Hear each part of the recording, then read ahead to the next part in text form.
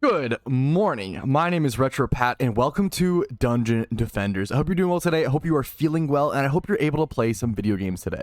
I'm going to be starting off and rocking out here today in the throne room on Dungeon Defenders. This is getting towards that middle, solid middle part of the campaign. I think after this, there's only going to be around 3 or 4 levels left. We're actually closing in on the end-ish of the campaign, at least the last, trio part. If you separate it into like different triangles, we're getting to that last part of the campaign, which I'm super excited about. We have our NG. We finally have our little pet, our engineer down here, which I'm super excited. Which can give us a massive buff. This thing is going to help us in attack alongside us, as well as give us plus 21 tower HP. Look at this stat. 55 now is crazy. Also, our attack rate is way higher than I realized. Now, I don't think this level is going to cause me too many issues, but we will have to see. I honestly don't have a lot of remembrance or, memory on this map in general. I'm going to collect all the chests and we'll talk strategy. If I remember correctly, this map has pretty interesting choke points. So I could just put a slice and dice down here where I'm kind of clicking at, but I also have minions coming from this door and this door. So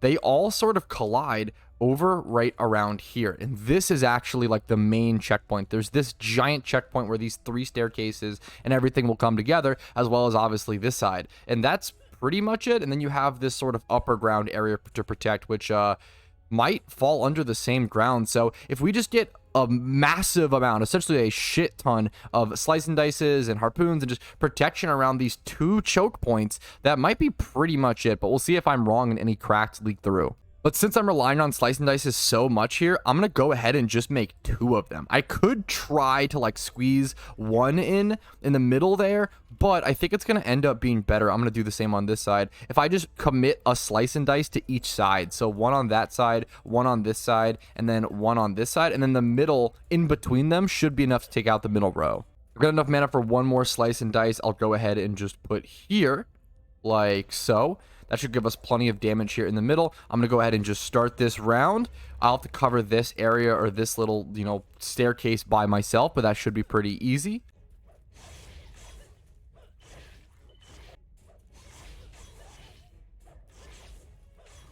This archer was actually able to attack my crystal from range over here, so I'm definitely going to have to do something about that and figure out some harpoon locations. Like these guys can hit them from a range, so we'll have to protect that at some point, probably immediately after this wave. It shouldn't be too difficult. One last little troll left. He should be going down to my slice and dice here in a quick sec. Rest in peace to him. There it is. Now, I do want to set up another slice and dice here, of course, and then some harpoons to protect the exterior. And wyverns are coming in here as well, and I never remember where from exactly, so we'll have to play that by ear. It seems like 2 from this sort of location, probably from that high end, and then let's see, yep, 2 more over here. So we're definitely gonna need multiple harpoons set up all over the place. I was really trying to place my harpoon turrets on some high ground, like on this location up here. Let me hop a little bit up here on this little golden ball, or even on the statue, or even on this little, I found this, like I can do it there, but I just don't think that's going to work. I haven't found a way to be able to place it here. I think the statue is just in the way. I think I'm going to end up just doing low ground, I guess, and just have them pointing all over the place. Kind of awkward, kind of strange. I might have to set up more slice and dices. I do have so many defense units yet, so I have plenty of room to tinker. I just want to figure out the best strat. I think if I stick my harpoon turrets on the ground here in the middle, that hilariously might end up being the best strat, but it just feels really strange, obviously. You want to kind of have that high ground advantage, but I think it's going to end up protecting all of my harpoon turrets. If I place one like right here or something to take on these minions or the wyverns coming in, or even right here, it's just going to get destroyed on the way by the minions. So I think protecting my harpoon turrets, it's still going to get a good enough angle, and I think that's my best shot. So for now, I'm going to go ahead and place one right about here in between these 2 turrets. We'll go ahead and do it there. And we'll also do another one over here in the same kind of location. I probably could have pulled it back a little bit. And then I do want to have 2. One facing this way, and then one facing this way over here. Just kind of getting a compass essentially of harpoon turrets laid out. Is this one going to have enough range to where it can actually shoot up to that higher ground? I think it can pull up enough, but we'll have to readjust if not. But look at that. I went ahead and collected the chest afterwards, and I have a little bit of mana to spend, so we'll go ahead and crank that out for some upgrades, or even an extra turret here or there, since obviously I always talk about how you probably should focus on actually getting more defense units and more towers put down before going for upgrades, but I don't always listen to my own advice. But I think that's enough. We're time ready to go ahead and start the next wave. It should be pretty simple. I think this might be a level with an end boss as well as obviously the ogre spawn that I'm a little worried about. We'll have to see. So that is not having quite enough pull there upwards. As you can see, a couple of those harpoons went into the wall there. Yeah. Once they come down a little more, it's a little better, but I might want to... I don't know if I can position that maybe like here a little bit better. We'll see. The crystal is being put under attack. I think it's some archers that aren't getting... Yeah, they're not getting killed nearly as fast enough. My harpoon turrets are not doing the work I'd expect them to be doing here. Yeah, I think it's just the walls. They're just a little too high, and the harpoon turret doesn't aim high enough. The harpoon turret kind of aims for the body, versus if it were to aim for the head, it'd be a lot more beneficial there. So, man, I might have to rearrange my whole strategy here. I just don't see this sort of ragtag strategy working all the way to the later waves. I think this could end me if I don't fix it early.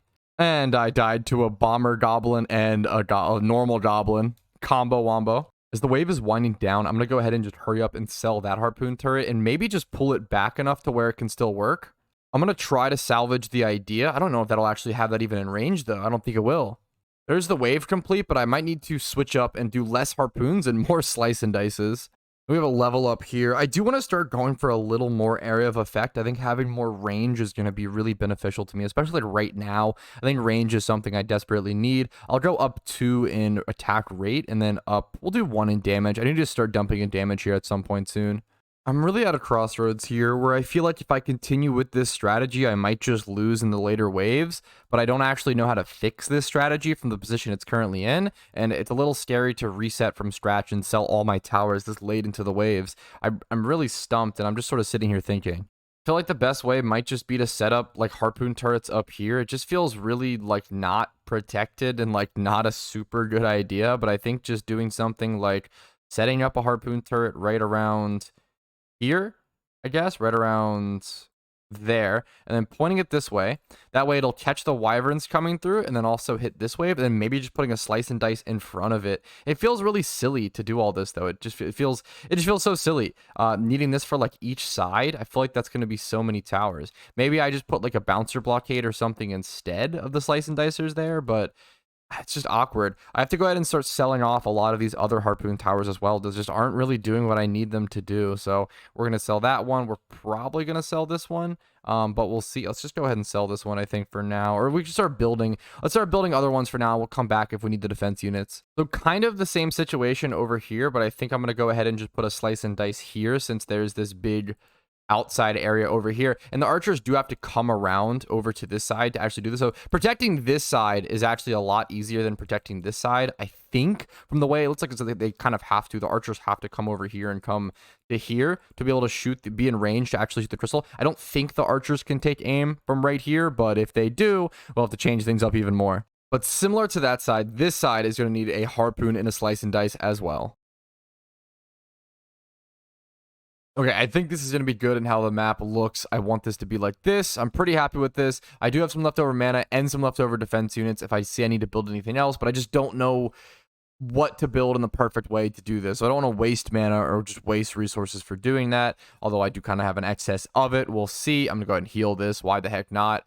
But I might end up selling off these harpoon turrets as well. It'll depend how things go and if I see them being used for or not. I just feel want to go ahead and actually start upgrading these side ones. These side ones are always going to be good because they're going to be clearing, doing some extra work for our slice and dices, as well as taking care of the wyverns mostly. Those goblin bombers are no joke with my HP. Okay, now it's actually upgrade time.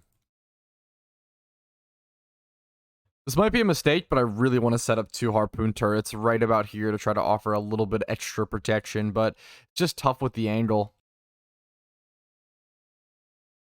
Wave 7 out of 8, here we go. This is really a true tester for if I'll be able to survive the later waves. I mean, this is the later waves, so we'll see. There's an ogre on wave 7.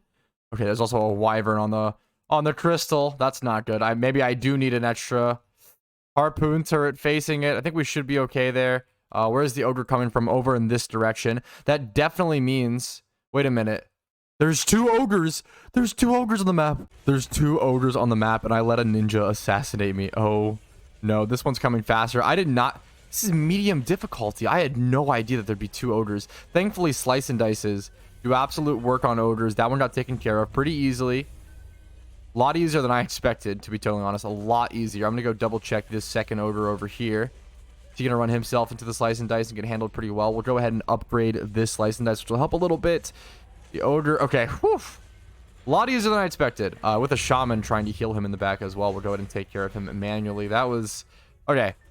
Maybe I overreacted. That was so much easier than I expected, but I was definitely really scared. Man, I can't believe Wyverns actually got through. These turrets must need upgrades. Like, I think I need to prioritize anything that's up with the Wyverns, anything that could get distracted by other monsters as well, just needs to have more power. There are also some possible upgrades for me on the map here. Look at this. Not an upgrade, but tempting. Incredibly cool sword. Actually, if the damage is so much better, I would just lose too much, I think, on my tower stats. Boss wave. So there is a boss. We're going to upgrade this to heal it, as well as get some, obviously, stats onto it. We're going to grab all the chests and all of the mana scattered about.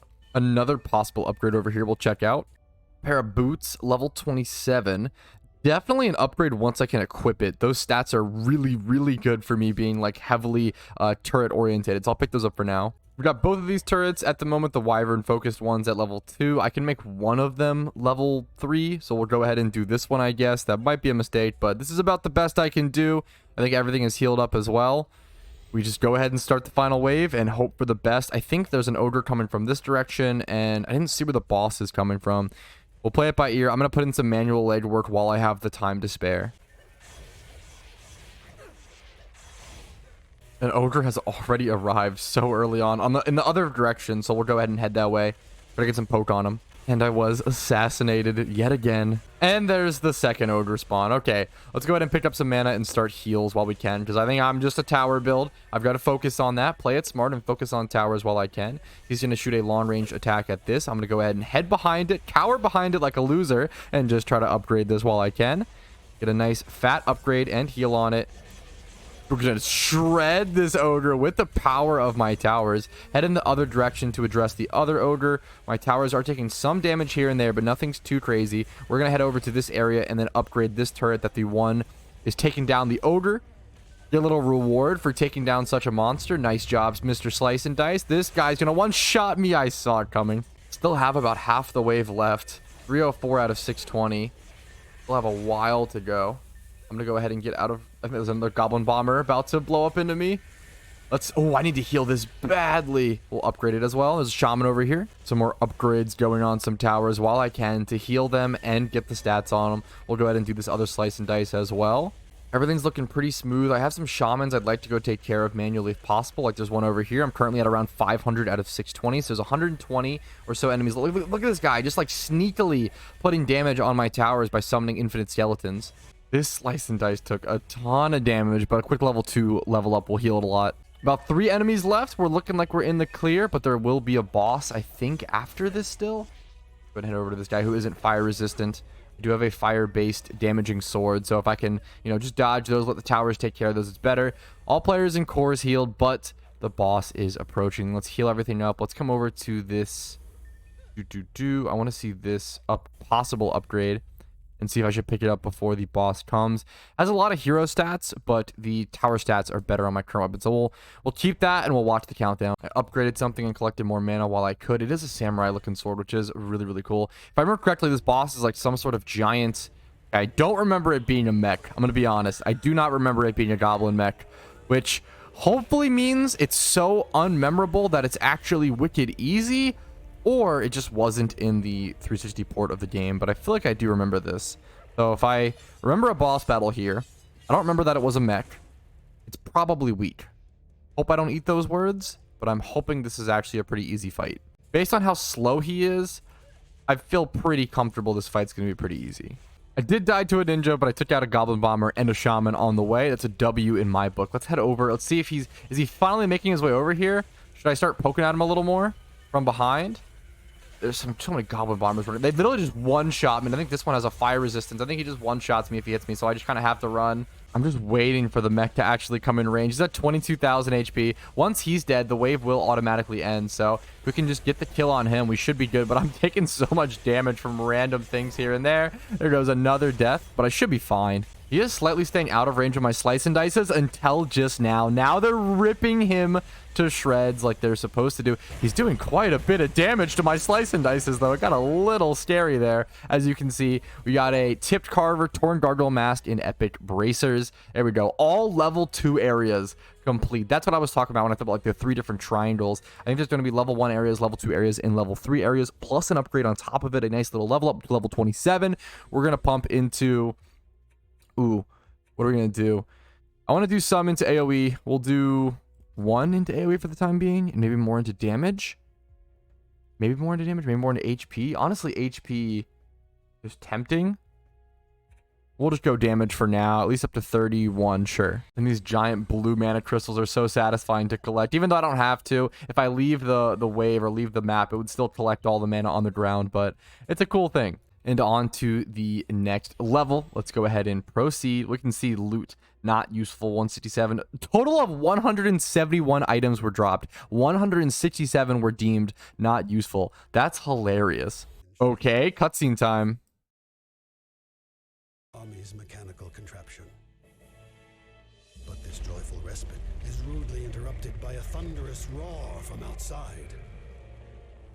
Racing to the rooftops, they turn their eyes to the sky and see a gargantuan dragon circling overhead, rallying his troops for the final assault.